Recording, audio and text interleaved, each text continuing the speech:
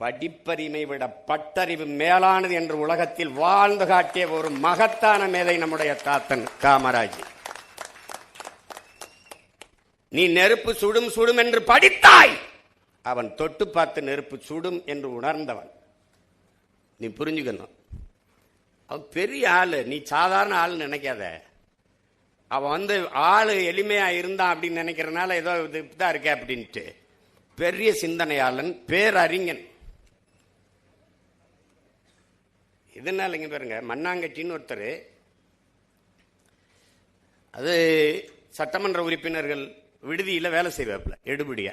இப்போ தாத்தா முதலமைச்சர் காமராஜர், இன்னொரு தாத்தன் நம்முடைய தாத்தன் மூக்கையாத்தவர் சட்டமன்ற உறுப்பினர். அவர் அறையில், சட்டமன்ற அறையில் ஒரு வேலை செஞ்சுக்கிட்டு இருக்காப்புல. இந்த மண்ணாங்கட்டி 8ஆம் வகுப்பு கூட படிக்காதவங்கெல்லாம் அரசு பணியிலிருந்து நீக்கிறார். சும்மா ஒரு இது பியூன் மாதிரி அரசு பணியிலிருந்து நீக்கிறாரு.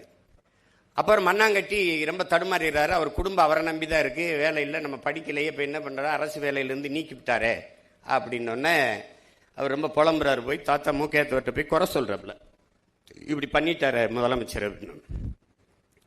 ஃபோனை போடுறா அப்படின்னு சொல்றாப்புல. இவர் ஃபோனை போட்டுறாரு. நேர முதலமைச்சர் வீட்டுக்கு போட்டோன்னே யாராவது உதவியாளர்கள் எடுப்பாங்கன்னு நினச்சிக்கிட்டு இருக்காங்க. அவரே எடுத்துறாப்புல, ஐயாவே எடுத்தவொன்னு. இவருக்கு என்ன சொல்றதுன்னு தெரியல.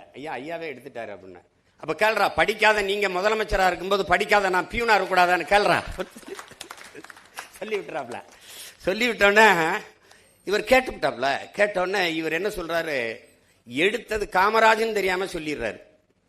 ஐயாவை பேசுறாருன்னு தெரியல, இப்ப யாரோ பேசுறாங்க அப்படின்னு. போடுறா கேள்றா, படிக்காதவங்க காமராஜ் முதலமைச்சரா இருக்கும்போது படிக்காத நான் பியூனா இருக்க முடியாது, இருக்கக்கூடாதா அப்படின்னு கேள்றா அப்படின்னு கேட்டு போறாரு.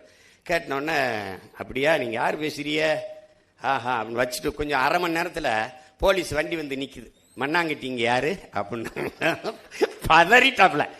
ஐயோ பெரிய பிரச்சனை ஆகி போச்சு அப்படின்ட்டு பதறினோடனே இவர் என்ன சொல்றாருல, நீ போடா, நீ முன்னாடி போடா, நான் வாரேன், முன்னாடி போ, நான் வாரேன் ஐயா, அப்படி என்னையா என்னை இப்படி தனியா விட்டு போடா, நான் வாரேன். அங்க போனா வாசல்ல நிக்குது ஒரு உருவம். வாங்க வாங்க, நீங்க தான் மண்ணாங்கட்டியா, வாங்க வாங்க வாங்க, உட்காருங்க உட்காருங்க.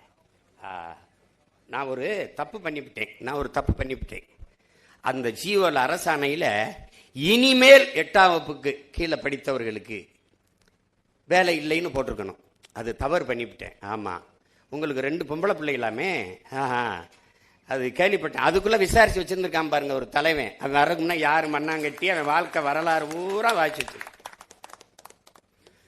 வச்சவொடனே, உங்களுக்கு வேலை இருக்கு, உங்க வீட்டுக்கு அழைச்சி சொல்லிருங்க, எல்லாம் வருத்தத்தில் இருப்பாங்க, சாப்பிட்டு இருக்க மாதிரி தெரியல, இந்தாங்க காசு விடு, சாப்பிட்டு வீட்டுக்கு காசு சாப்பாடை கொண்டு கொடுங்க சொல்லு, போயிட்டு வாங்க. இதனாலதான் அவன் பெருந்தலைவன் ஆகிட்டான். உங்களுக்கு புரியுதுன்னு நினைக்கிறேன்.